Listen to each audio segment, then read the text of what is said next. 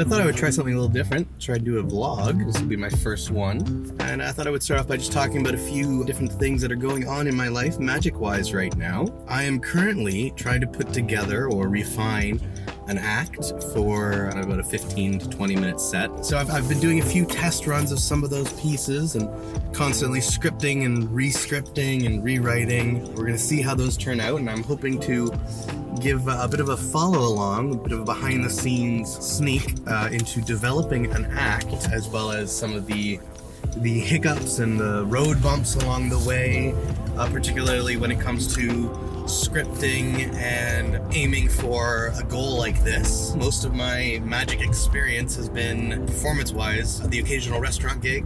I had a few more regular gigs when I was younger doing it, but I work full-time as an animator. Magic is still ever present in my life. I'm constantly shuffling cards and practicing flourishes while I'm animating or rendering at work. It's great to have a job that allows you to do that kind of thing. It's also very present at home with my family. My father got me started in magic. He did magic shows and stuff when I was a kid. It wasn't his full-time job or anything, but it was enough that it was a constant part of my life growing up. Now my daughter started showing the same interests, so now she is also getting involved in magic. So in some of these clips, you'll see my daughter participating also for my SpongeBall routine. Speaking of that, let's talk a little bit about that, because that's one I don't mind breaking down a little bit.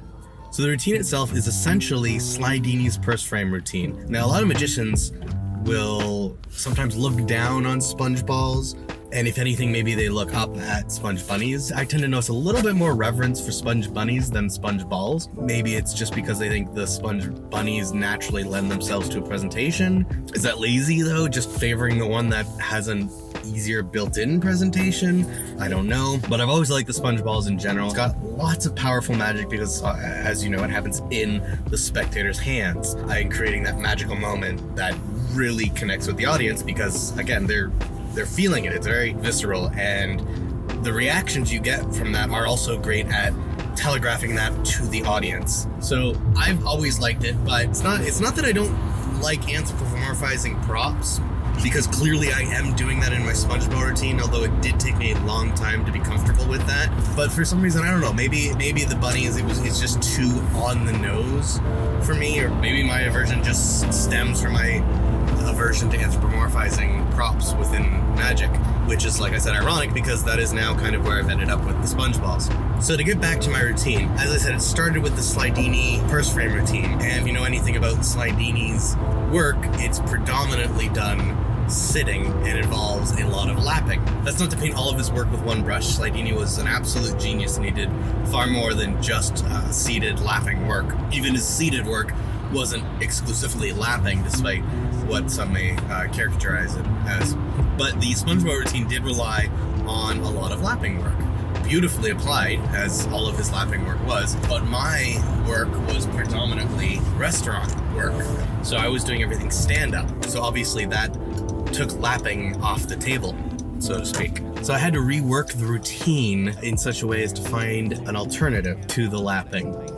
And I really like the solution that I ended up with, and it's built off of a lot of the same principles that are taught in the Slidini book that I was reading at the time. Even though I was standing up, the practical applications of it was still very much akin to close-up scenarios. Now venturing into sort of a venue or a performance space that I'm not usually used to. I'm not used to working and applying those principles to, 20 to 30 eyes. I'm used to applying those principles to, 5, 6, 7 max at a time in a small, close-up, casual, intimate setting at a table in a restaurant. So that's definitely one of the challenges that I'm facing right now, and that is akin to the challenges I initially faced with taking the Slidini SpongeBall purse frame routine from the sitting position to a stand-up position. So with regards to contextualizing or working a premise around sponge balls, that's something I've played with on and off for years. And again, in general, I don't like to fall into anthropomorphizing things, but if that is where a piece works itself over years of workshopping, then I don't think I mind it as much.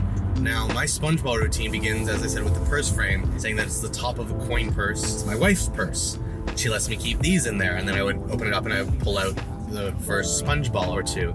And obviously the joke there is that, you know, my balls are in my wife's purse. And that's not the kind of joke that I necessarily like making explicitly myself. You know, people don't know what to make of this thing except that they're squishy and they're balls. So I'm not going to stop the audience from going that way. I am leading them that way when I say this is my wife's purse and I keep these in there. I'm setting them up for it, but I'm setting it up because I know that it is a reality. So I'm allowing them to acknowledge the reality, but then I immediately pick up one of them. I say, well, they're clown noses. So I briefly toyed with that premise, but then abandoned it. But more recently, again, with rescripting for this act, I've been re-examining that. I've started coming up with a premise that I like, and it all hinged on the line that introduces the actual premise now. After I point out, no, these are clown noses, I say, as you know, magicians and clowns are mortal enemies. And that gets a laugh, particularly because that seems like something that makes sense in the back of the audience's mind. They're thinking,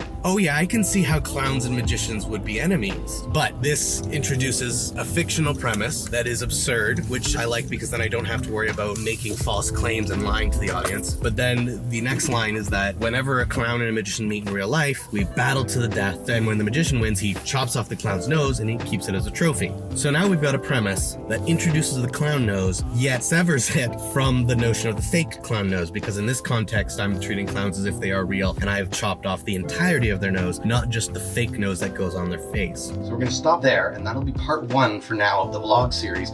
Part 2 will pick up right where we left off, talking a little bit more about the SpongeBob premise, as well as some other premises for some classics that I've been delving into, and maybe even talk a little bit about the ethics of lying. All right, that's it for now, and I'll see you guys next time. Have a good one.